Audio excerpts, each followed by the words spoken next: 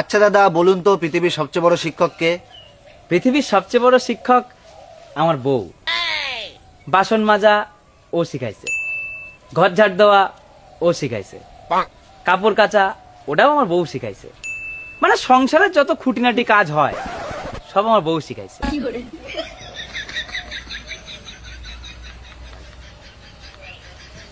আরে হানি, আজকে 6 বছর পর পুজোতে বাড়ি আসছি, তোর বৌদিকে সারপ্রাইজ দেবো। তোর বৌদি তো আমাকে দেখে পুরো অবাক হয়ে যাবে।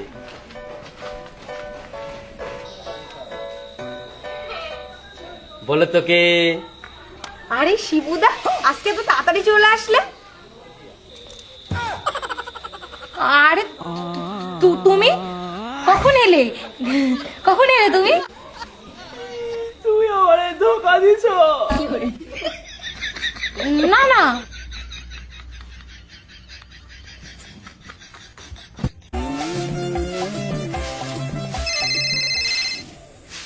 হ্যাঁ নি বল।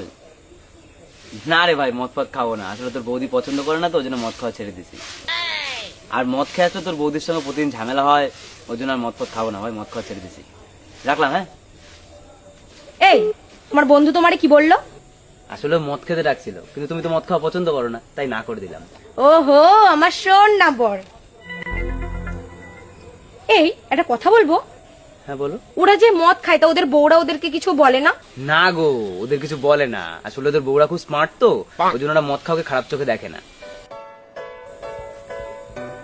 তুমিও যাও। হ্যাঁ, যাও মদ খেয়ে আসো, যাও। আরে না করে দিলাম না। যেতে বললাম তো।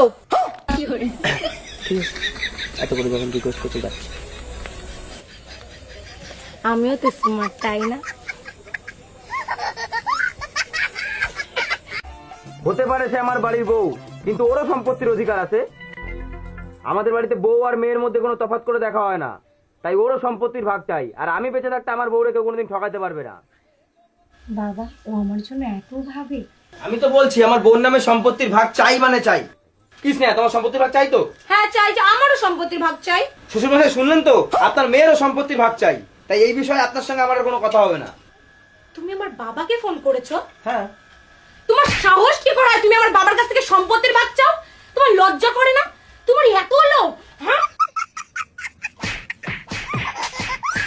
শোনো না, চলো না আমরা বিয়েটা করে ফেলি। দেখো, বিয়ের পরে তোমার আর খাওয়ানোর কোনো ক্ষমতা আমার নেই। কেন, তুমি যা খাবা তাই খেয়ে থাকবো? সারাদিন বিড়ি খেয়ে কাটাতে পারবা? শাকও হয়ে যাবে না? তুই খা, তো 14 গোষ্ঠী রেখা।